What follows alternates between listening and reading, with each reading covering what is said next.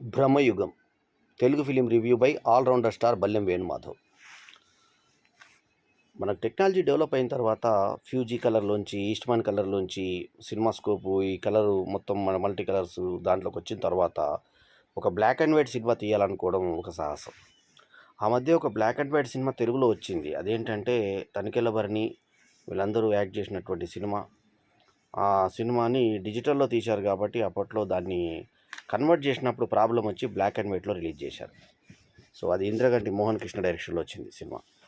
So ఆ తర్వాత మళ్ళీ బ్లాక్ అండ్ వైట్ సినిమా తెలుగులో రాలేదు, కానీ మలయాళంలో black and white Mammootty the super star ఆయన విలన్గా ఒక ఇంపార్టెంట్ క్యారెక్టర్ చేసిన సినిమా 23 ఫిబ్రవరి 2024 యూఏ సర్టిఫికేట్తో రిలీజ్ అయిన హారర్ థ్రిల్లర్ 2 గంటల 19 నిమిషాలు నిడివితో వచ్చింది. ఈ సినిమాలో యాక్టర్స్ వచ్చేసి మమ్ముట్టి, అర్జున్ అశోకన్, అమైదా లిజ్, తర్వాత సిద్ధార్థ్ భరతన్. ఇందులో ప్రత్యేకత ఏంటంటే ఇందులో అమైదా లిజ్జు వక్షాలు ఓపెన్గా అంటే వీపంతా నగ్నంగా కనబడేలాగా ఇక్కడ జడలు వేసుకొని వక్షాలు కనబడకుండా నల్లు కనబడకుండా మనకి ఒక యక్షిలాగా కనబడుతుంది, అంటే దయ్యంలాగా. ఒకటే ఒక షాట్ కాదు, ఒకటే సీన్లో ఉంటుంది. వచ్చి ఇద్దరు పూజలు చేస్తూ అడవిలో ఉంటారు. బ్లాక్ అండ్ వైట్ సినిమా అంతా బ్లాక్ అండ్ వైట్. ఇంక ఇక్కడ ఏదో ఉందిరా, ఈ మంట ఆగిపోతే మనల్ని బయటకు పోనీయదు, ఈ నది ఈ చెరువు దాటనీయదు అని ఒక పెద్ద నదో చెరువు అక్కడ ఉన్నట్టు నది దాటనివ్వదు అని చెప్పి అనుకుంటారు. చూసేసరికి వాడు వెళ్ళి లేచేసరికి పండుకుంటారు వీళ్ళిద్దరు. పడుకునేసరికి లేచిన తర్వాత ఒక అతను కనబడాడు. ఆ ఒక అతన్ని వెతుకుతాడు. ఇతను వెతికేసరికి అతను పోయి యక్షి దగ్గర ఉంటాడు. ఆ యక్షి ఇందాక చూపించినట్టుగా అరణగ్నంగా కనబడుతుంది. ఇక్కడ ఓపెన్గా ఉంటుంది, పైన వెనుక వీపు చూపిస్తారు మనకి. అలా వస్తుంది దగ్గరికి. అతని దగ్గరికి ఇట్లా అని మొత్తం లోపల నుంచి రక్తాన్ని లాగేస్తుంది. అని కేకలు పెడుతూ ఇతను పారిపోతాడు. ఇతను పారిపోయి ఒక బంగ్లాలోకి వెళ్ళిపోతాడు. సినిమా మొత్తంలో మీరు నమ్మిన నమ్మకపోయినా 5 క్యారెక్టర్లు. ఈ యక్షి ఒకటే సీను, ఒక లేడీ క్యారెక్టరు, మిగతా అంతా 4 మగ పాత్రలు. ఆ 4 మగ పాత్రల్లో ఒక పాత్ర ఇక్కడ కథం యక్షికి బలైపోయాడు. యక్షి అతని క్లోజ్, అక్కడ చాప్టర్ క్లోజు. ఇతను అక్కడికి వెళ్ళిన తర్వాత అక్కడ ఒక వంటలోడు ఉంటాడు, మమ్ముట్టి ఉంటాడు. వీళ్ళిద్దరు అక్కడ క్యారెక్టర్లు, అంటే 3 క్యారెక్టర్లు. ఇంకా ప్రధానంగా 3 క్యారెక్టర్లు అనమాట. యక్షి, ఆ తర్వాత ఇతను ఎవరైతే ఇతను జతగాడు ఉంటాడో అతను, ఇద్దరే స్పెషల్ అపీరియన్స్. వీళ్ళు ఒక ప్లేస్కి వీళ్ళు ఇద్దరిలో ఒకరు మిగిలారు కదా, ఒక మిగిలిన ఒక్కడు ఒక ప్లేస్లోకి వెళ్తాడు, ఆకలి అవుతుంటుంది. వెళ్తున్న తర్వాత అక్కడికి వెళ్ళిన తర్వాత ఒక వంటల వాడు ఉంటాడు. ఈ క్యారెక్టర్ ఒకరు అర్జున్ అశోక్ అని ఒక వ్యక్తి, సిద్ధార్థ్ భరతన్ ఇంకో వ్యక్తి. సిద్ధార్థ్ భరతన్ ఏమో అక్కడ వంటల వ్యక్తి, ఇక అశోక్ అనేమో తప్పించుకోవాలని లోపలికి వచ్చిన వ్యక్తి. అతనికి ఆ తర్వాత ఈ అర్జున్ అశోక్ అని లోపల తప్పించుకోవడానికి వస్తే అతనికి మమ్ముట్టి కనబడతాడు. మమ్ముట్టి అరనగ్నంగా ఒక లుంగి వేసుకొని, ఒక తెల్ల లుంగి కట్టుకొని ఉంటాడు. పళ్ళేమో పెద్ద పెద్ద పళ్ళతోటి అని విలన్ పాత్రలో ఉంటాడు. తీరా చూస్తే అతను మనిషి కాదు, దయ్యం. అది మనకి ఇంటర్వెల్లో వచ్చేటువంటి బ్రేక్. అక్కడ దాకా ఏముంటుందంటే వీళ్ళు రక్షించుకోవడానికి లోపలికి బయటికి తిరుగుతుంటాడు. వంటలోడేమో అన్ని మందులు అవన్నీ ఇస్తుంటాడు. సిద్ధార్థ్ భరతను అర్జున్ అశోకంలో తమ పాత్రలో ఒదిగిపోయారు. అమైదా లిజ్ చిన్న పతిథి పాత్ర, ఆమె దయ్యంగా బాగా రాణించింది. మమ్ముట్టి మాత్రం ఇరగదీశాడు యాక్టింగ్. మమ్ముట్టి అని చెప్పి ఒక బ్లాక్ అండ్ వైట్ సినిమాని చూస్తున్నా కూడా మనకి ఒక హారర్ థ్రిల్లర్ని ఎంత అద్భుతంగా చూపించాలో అంత చూపించి చివరాకరణ యాక్చువల్ మమ్ముట్టి అసలు మనిషే కాదని, ఆ మమ్ముట్టి ఆ శరీరంలోకి ఇంకొక అతను దూరాడని, ఆ దూరినటువంటి వ్యక్తిని చూపిస్తే మనకు ఏకదం పైన సినిమాలు చూపిస్తారు కదా, ఈటీ లాంటి సినిమాల్లో కనబడేటువంటి క్రియేచర్ లాంటి క్రియేచర్ ఆ శరీరం నుంచి బయటకు వచ్చే షాటు సూపర్గా ఉంటుంది ఆ సీను. ఆ తర్వాత వాళ్ళకు ఒక తాళం చేయి ఉంటుంది, అతను నడుముకు పెట్టుకుంటాడు. అది కనిపెట్టడం కోసం ఇట్లా నడుము మీద చేయి పెట్టుకుంటాడు. అయితే తర్వాత ఈ ఇద్దరు పార్ట్నర్స్ వీళ్ళు బయటకు వెళ్ళిపోయే ప్రయత్నం చేస్తే, ఎంత తిరిగినా మనం వలయం ఇది, తిరిగి మనం ఇక్కడికే వస్తాము అని ఇతను నీళ్ళలో దూకి పువ్వుని ఉంచేసి నీళ్ళలో దిగి మళ్ళీ నీళ్ళల్లో తిరిగి అంతా లాస్ట్కి ఎటు వచ్చినా కూడా తోవ కనబడదు, మళ్ళీ ఇక్కడికి వస్తారు. ఇది వలయం చిక్కుకున్నావని చెప్పేసి పాచికలు ఆడతాడు. ఈ పాచికలు ఆడి పచ్చేసి గెలిస్తే కనుక నువ్వు ఇక్కడ నుంచి బయటకు పోయే మార్గం ఉంటుంది, లేకపోతే నువ్వు ఇక్కడనే ఇరుక్కుపోతావు అని అంటాడు. ఆ పాచికలు వేస్తే మాయా పాచికలతోటి ఆ 12 పడితే నేను గెలిచినట్టు అని అంటాడు. ఆ 7 పడుతుంది, కానీ మళ్ళీ ఇలా చూసేసరికి అది ఉల్టా తిరిగి పడుతుంది 12. మాయాజూదంతో గెలుస్తాడు. గెలిచిన తర్వాత ఇక నువ్వు ఓడిపోయావని అంటే రెండోసారి ఛాన్స్ ఇవ్వని అడుగుతాడు.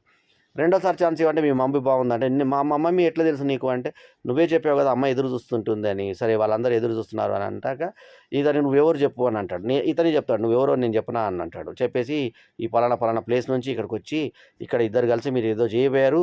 ఆ తర్వాత ఇక్కడ ఇరుక్కున్నావు కరెక్ట్ అంటే నువ్వేం చేస్తావంటే, నేను రాజు ప్రస్థానంలో పాట పాడేటవాడిని అంటే పాడు అంటే 2 పాటలు వినిపిస్తాడు. ముగ్ధుడవుతాడు పాటలు చూసి.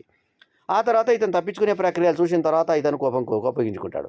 ఆ నడుముకు ఉన్నటువంటి అది తాళం చెవి ఏందంటే, ఆ తాళం చెవితోటి అక్కడ ఒక అఖండ దీపం ఉంటుంది. ఆ అఖండ దీపం ఆర్పేస్తే గనక ఈ దయ్యం అనేది తిరిగి ఆత్మ దాంట్లోకి వెళ్ళిపోతుందని చూసేవరకు అన్నీ అక్కడ శవాలుంటాయి. ఆ శవాల్లో మమ్ముట్టి శవం కూడా ఉంటుంది. ఫోటో ఉంటుంది గోడకి వేలాడదీసి. ఇతను మమ్ముట్టి శవంలోకి అతను రూపంలోకి మారాడు. అవసరమైతే నా రూపంలోకి కూడా వస్తాడని అశోక్ రాజన్‌కి చెప్తే, అప్పుడు అతను సరే ఇట్లా ఏం చేద్దామని చెప్పి ఆ పాత శవాన్ని అంత్యక్రియలు చేయడానికి ముందు అంత్యక్రియలు కాకుండా దహనం చేసేస్తారు. దహనం అంటే అది మన కింద మట్టిలో పాతేస్తారు. మట్టిలో పాతేసేటప్పుడు పక్క నుంచి నీళ్లు రావడము, ఆ తర్వాత లొకేషను, ఆ తర్వాత ఆ నేలమాళిగలకి కిందకెళ్ళడము, ఆ తర్వాత బియ్యం ఉంటుంది. బియ్యం బోలెడంతో తిను అని చెప్పేసి ఆ అన్నం పెట్టడము. గంజితోటి అన్నం తిని అమ్మ చాలా సంతోషం ఇచ్చారని చెప్పి అనడము. ఇతను తలనొప్పిగా ఉందంటే మందియ్యడం ఇతను సిద్ధార్థ్ భర్తను. సిద్ధార్థ్ భర్త అశోకను వీళ్ళందరూ కూడా డ్రెస్ ఏముంటుందంటే సింపుల్ బనీన్ టైప్ ఉంటుంది. కింద లుంగీ ఉంటుంది అంతే. ఇతను కూడా అంతే ఉంటుంది. లుంగియే ఉంటుంది. చాలా వారికి తాళం చెయిని సిద్ధార్థ్ భరతన్ కొట్టేసేయగా అతను మొత్తానికి ఏందంటే అఖండ దీపం ఆర్పేసిన తర్వాత ఇతన్ని జ్యోతిని తీసుకొచ్చి ఆ లోపలికి పట్టించుకొని ఆ తర్వాత వీళ్ళు ఎట్లా తప్పించుకుంటారు. ఈలోపు అది పైనుంచి నేలమాళిగ కూలిపోతాయి పైనుంచి. ఎంతో కష్టంగా వీళ్ళు బయటపడి తప్పించుకొని ఎలా బయటపడ్డారన్నది ఈ యొక్క బ్రహ్మయుగం కథ. అద్భుతమైన డైరెక్షను, అద్భుతమైన ఫోటోగ్రఫీ, బ్లాక్ అండ్ వైట్‌లో కూడా మనకు అద్భుతమైన కలర్ సినిమా. అయితే టెక్నాలజీ వచ్చిన తర్వాత రంగుల్ని వాడుకోకుండా వాళ్ళు బ్లాక్ అండ్ వైట్‌లో చూపించినా కూడా సరే దీంట్లో ఏదో ఒక ప్రత్యేకత ఉంది కాబట్టి ఈ సినిమాకి ఒక ప్రత్యేకత వచ్చింది.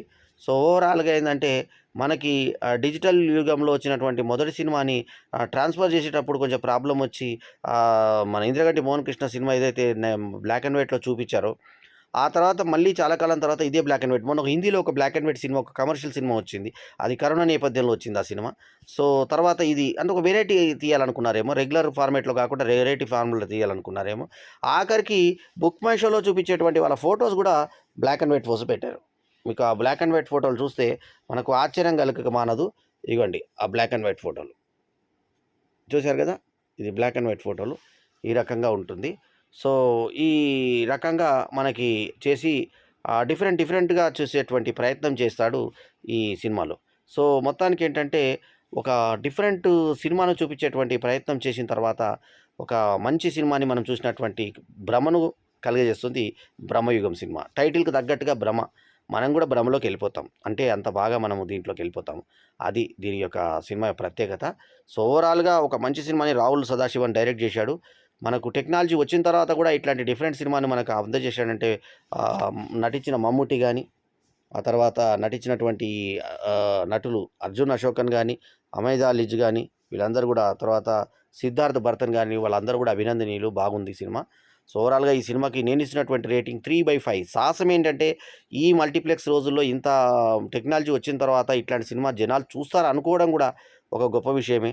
సో, బ్రహ్మయుగం సినిమా ఒక ప్రయోగంగా చెప్పాలి. ఇది మొత్తము తెలుగు, కన్నడ, ఆ తర్వాత తమిళు, మలయాళం ఇట్లాంటి భాషల్లో మనకి వచ్చింది సినిమా. సో, మొత్తానికి ఒక చిన్న బడ్జెట్ తోటి ఒకే సింగిల్ లొకేషన్‌లో ఆ లొకేషన్ కూడా ఏందో ఒక అడవి తీసుకున్నారు. ఆ తర్వాత ఈ లోపలికెళ్ళిపోయిన తర్వాత ఇందులోంచి లోపలికి బయటికి తిరగడమే కథ. సో, అది ఎంత ఇంట్రెస్టింగ్‌గా క్రియేట్ చేశారు. స్క్రీన్ ప్లే ఎంత బావుంది. ఫోటోగ్రఫీ ఎంత బావుంది. ఆ పర్ఫార్మెన్స్ నటినట్లయితే ఎంత బావుంది. ఆ ముగ్గురు నటులు కూడా మమ్ముట్టి లాంటి జాతీయ ఉత్తమ నటునితోటి పోటీపడి ఈ కొత్త అశోక్ రాజన్‌ను వీళ్ళు యాక్ట్ చేయడము మనకు విచిత్రం అనిపిస్తుంది. చాలా అద్భుతంగా అనిపిస్తుంది. ఓవరాల్‌గా ఒక మంచి సినిమాని చూసినటువంటి అనుభూతి మనకు మిగులుస్తుంది. ఇదండి ఈ సినిమా రివ్యూ. 'బ్రహ్మయుగం' రివ్యూ. ఇది మలయాళం నుంచి తెలుగులోకి వచ్చినటువంటి అనువాద చిత్రం అని ప్రత్యేకంగా చెప్పాల్సిన అవసరం లేదనుకుంటా. సో, ఓవరాల్‌గా ఇదండి దీని కథ. సో, మనకు 'బ్రహ్మయుగం' సినిమాకు మనము బయటకొచ్చాం గదా! సో, ఈ రివ్యూ గనుక మీకు నచ్చితే లైక్ చేయండి, కామెంట్ చేయండి, షేర్ చేయండి. మా ఛానెల్‌కు తప్పకుండా సబ్స్క్రైబ్ చేయండి. ఎల్లప్పుడు మీ ఆదరాభిమానాలను ఆశించే మీ ఆల్ రౌండర్ స్టార్ బల్యం వీర మాధవ్. నమస్తే. జై హింద్. ఈ వీడియో కనుక మీకు నచ్చితే లైక్ చేయండి, కామెంట్ చేయండి, షేర్ చేయండి. మా ఛానల్కు సబ్స్క్రైబ్ చేయడం మాత్రం మరవకండి.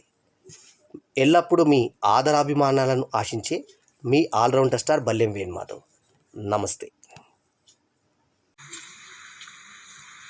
Please like, comment, share and subscribe to our Ballam Venumada YouTube channel. Ballem Venumadhav channel. ఇది మీ ఛానల్.